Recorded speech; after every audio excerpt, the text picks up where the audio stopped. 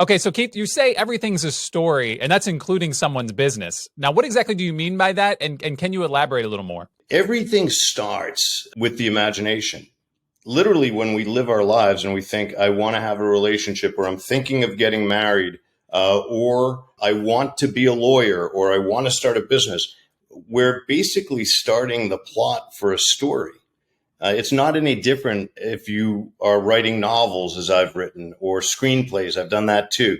It's the same kind of mindset that starts out the venture, if you will, of your life or your business. And it's something that unfolds then from a proposition. It's sort of like, well, what's the inciting incident? Well, the inciting incident was I had an idea, let's say. And it was to manufacture this, or it's to create this technology, or whatever it might be. It's a story.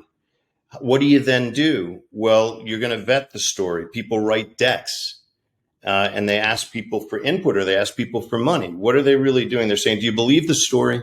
Right? And it's uncomfortable sometimes to get down to the truth of the story, because what does that involve? It's challenging yourself and saying, well, is this really true on page 5 of the deck? Or is that sort of like confabulating, fibbing a bit, imagining things that aren't real? Being able to do that is part of editing.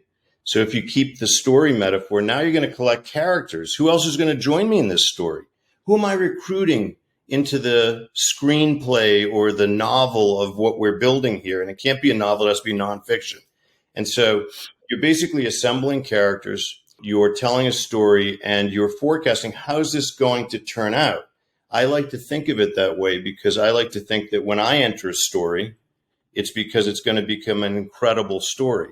And it has to be that. So when I sign on with someone, I say, look, it's not for no reason that I've been invited in as a character. And my character has to turn this story to the good in a major way in order for the person who's the initial writer to say, wow, this person came into the story and things started going very, very well for us. That's my goal. And then I think of myself, well, who do I know who could be a supporting character? Who's in my Rolodex that I can bring into this story? And the end of the story is the victory. We hope, wow, the company sold for X. Or, man, look at the product's actually been launched. Whatever it is, you're really writing the whole time. That's why writing novels is second nature to me, and writing nonfiction is too, because it's basically, what are we going to lay out next that makes sense? If you write something in a novel or in a work of nonfiction that isn't true to the characters, or isn't true to the storyline, the story falls in on itself. That's a bad day, right? When you realize, oh my God, there's no book here. We want to avoid that at all costs. So too with people's lives, right? So I know I'm never working just on a person's business. I'm also working with a person, right? And I want that person to be as strong as he or she can be, and as clear thinking as he or she can be. Why? Because it wouldn't do to have somebody say, yeah, it seems like the business is growing a bit. I'm a wreck, because that's not a good story, right? We want the story to be, listen, what's your passion? Number one, are you doing it? Is this your passion? If not, maybe you don't need to do it, right? Secondly, if it is, let's not leave anything on the table. This has to be a bestseller, the metaphorical equivalent of a bestseller. And then I say, look, I'm holding a pen too. You just gave it to me. You hired me. So I'm going to be true to my word, and I'm going to come up with really good themes and really good ideas and really good characters to integrate into this business. It's very different. And I do love working just with individuals who want to do justice to their own life stories. And that should be all of us, but it's way too few of us.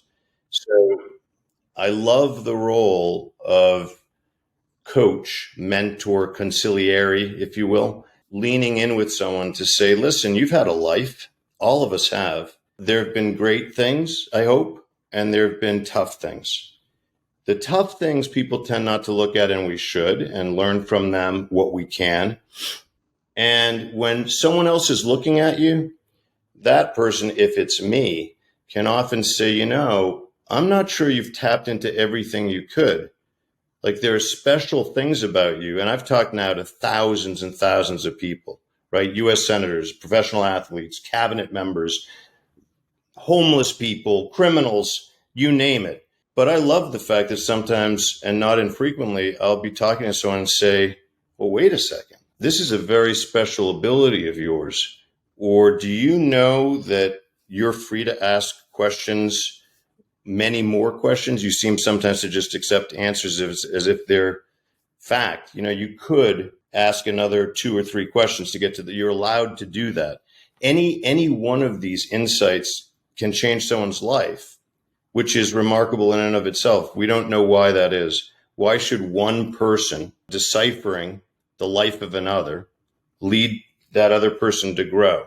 Human empathy, we'll never find that under a microscope, right? Positive regard for another human, or the desire to create synergy. Maybe it's made up of norepinephrine molecules, but they'll never prove it. And that's not where it's coming from. That might just be the final common pathway. Sure, your brain is lighting up because I'm getting you to imagine things that you might not have before. Great, but it's not going to be found on a PET scan or an MRI. It's in the ethos. It's immeasurable, and that's why I love it. Thanks for watching. If you want to get in touch with me, it's easy. Go to keithablow.com, hit the contact tab, send me an email. I'll email you back that very day, and we'll talk, and we'll figure out how to make you everything you can be.